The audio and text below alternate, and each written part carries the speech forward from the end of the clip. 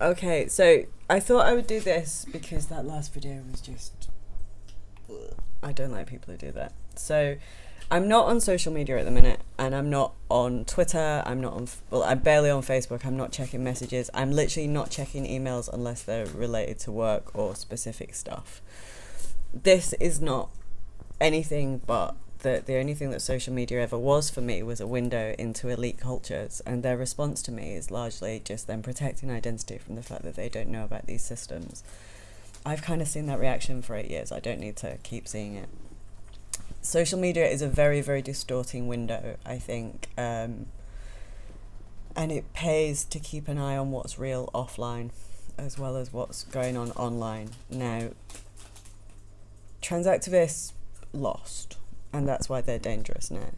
Sophie O'Meara deliberately trying to mark me and Rachel out for national risk was just the way that those people behave. Social media is always going to be a place where identity forms without context. And it's going to be a place where media organisations do that. Sophie O'Meara is not the first elite journalist, and let's be clear, that's not journalism, to do that. There are always going to be people who live through social media and narcissists who seek to kind of cause chaos in that environment. And I do not have the legal right or the moral right to put me and Rachel at risk when there's nothing to be won and there's nothing to be gained from it. So we have already beaten the trans activists, which is why they're dangerous.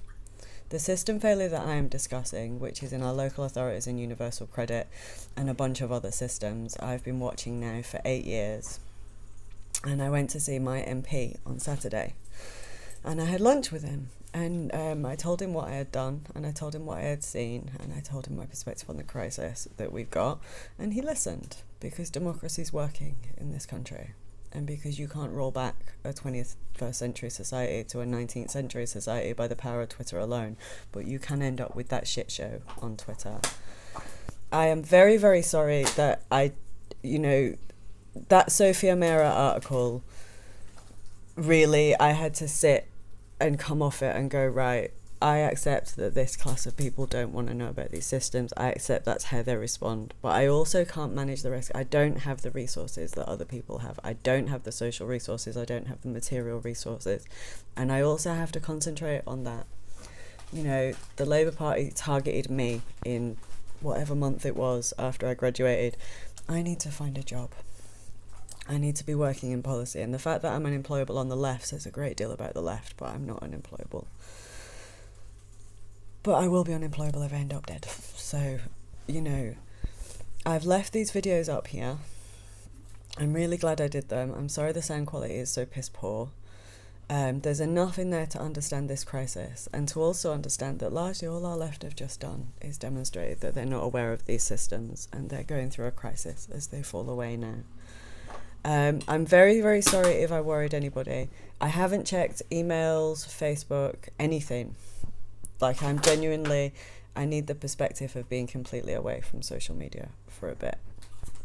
And I will do at some point. But I just need to kind of concentrate on real stuff and not looking through that window.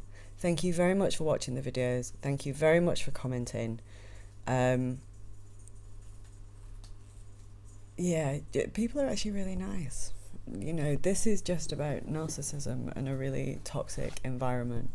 Regards, Dr. Adrian Harrop. I think you really need to be careful. He's very clearly a very dangerous man. As for Sophie O'Meara, she was told very clearly that she was setting up a single mother and a child for violence, and she wanted to. And, I think, I don't know what turns somebody into that, but you just got to be grateful that you're not that,